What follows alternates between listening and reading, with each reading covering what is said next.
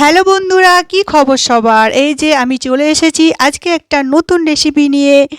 তো লাল লাল মুরগির ঝোল, শীতের দিনে লাল লাল মুরগির ঝোল দিয়ে গরম গরম ভাত খেতে কার না ভালো লাগে, তাই না?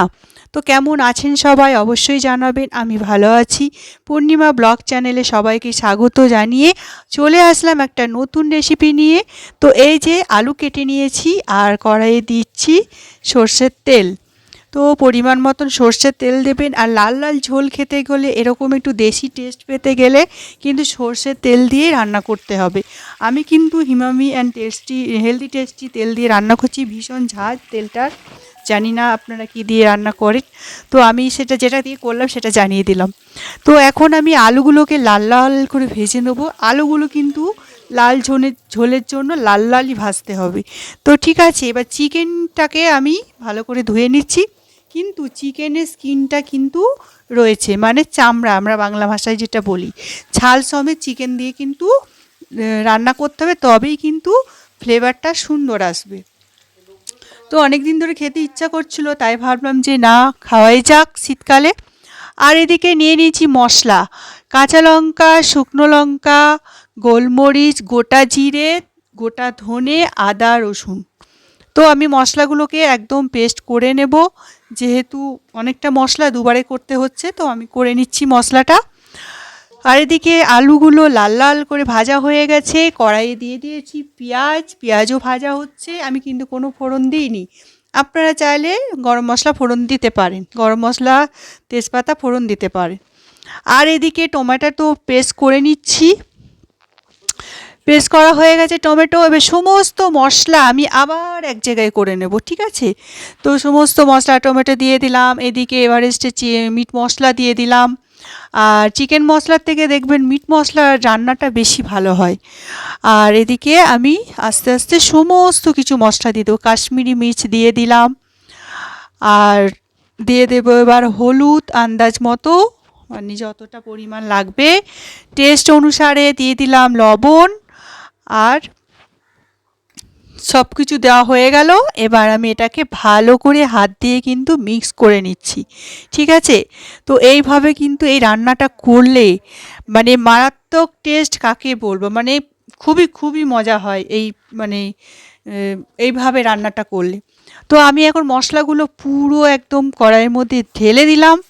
আর একটু জল দিয়ে, জলটা মানে মশলা ধোয়া জলটা দিয়ে একদম ভালো করে নেড়ে নিলাম। নাড়তে নাড়তে নাড়তে নাড়তে এবার এখন তেল ছাড়া ছাড়া হয়ে আসলে আমি দিয়ে দেব মাংসটা। তো বন্ধুরা, ভিডিওটা ভালো লাগলে অবশ্যই কিন্তু একটা শেয়ার দিয়ে পাশে থাকবেন সবাই, একটা লাইক অবশ্যই করবেন। কেমন হলো ভিডিওটা সেটা তো অবশ্যই জানাবেন। এবার আমি দিয়ে দিচ্ছি মশলাটা, আমার কিন্তু তেল ছাড়া কষা হয়ে গেছে। তারপরে কিন্তু আমি মাংসটা দিলাম।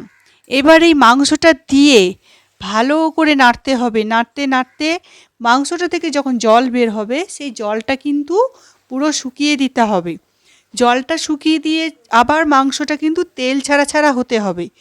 অনেকক্ষণ কিন্তু কষাতে হবে, ঠিক আছে? অনেকক্ষণ কষানোর পর তেল ছাড়া যেই হয়ে আসবে, তারপরে চাইলে গরম জল দেবেন, না চাইলে ঠান্ডা জলও দিয়ে দেবেন। দেখুন কত সুন্দর তেল ছাড়া মাংসটা হয়ে গেছে। তো আমার অলরেডি প্রায় মাংসটা কষানো হয়ে এসছে, ঠিক আছে? তো এবার আমি মাংসটাতে পরিমাণ মতন জল দেব। আর জলটা দেওয়ার পরে আমি আবার ঢাকা দিয়ে আলু দিয়ে পুরো ভালো করে সিদ্ধ করে নেব। তো ঠিক আছে। আর মুরগিটা ছিল অনেকটা বড়, মানে 2.5 কিলো ওজনের মুরগি ছিল।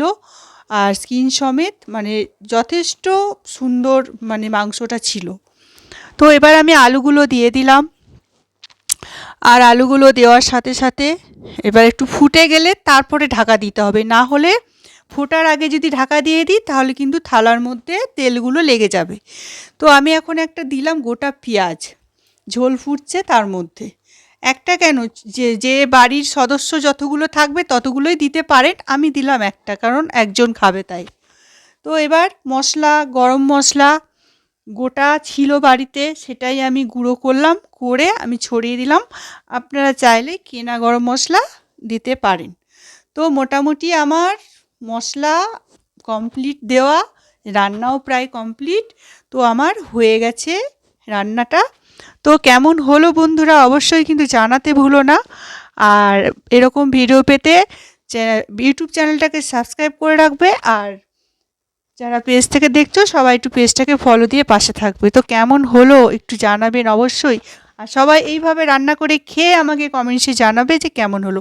তো আজকের ভিডিওটা এই পর্যন্ত, সবাই ভালো থাকবেন, সুস্থ থাকবেন।